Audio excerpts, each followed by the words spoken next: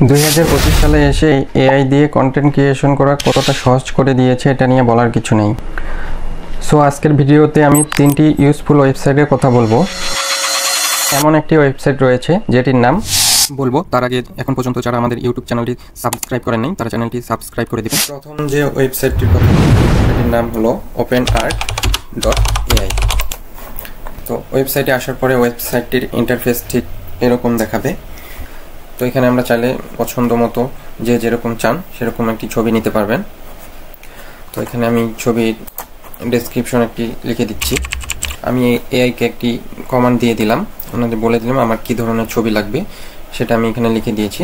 Number of image, এরপরে দেখেন এটা আমি যটা ইমেজ লাগে সেটা আমরা দিয়ে দিতে পারবো।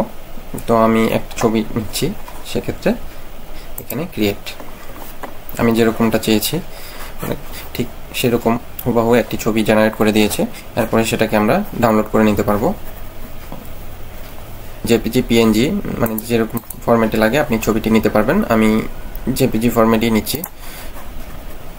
এই যে আমার ফাইলটি ডাউনলোড হয়ে গেছে। নাম্বার 2 যে ওয়েবসাইটটি রয়েছে সেটির নাম হলো runwaymla.com। তো ওয়েবসাইটে আসার পরে এখানেও ঠিক সেমভাবে আপনার জিমেলটি দিয়ে লগ ইন করে নিতে হবে। আমি জিমেলটি দিয়ে কানেক্ট করে নিচ্ছি। ওয়েবসাইটে আসার পর আমার ইন্টারফেসটি ঠিক এরকম দেখাবে।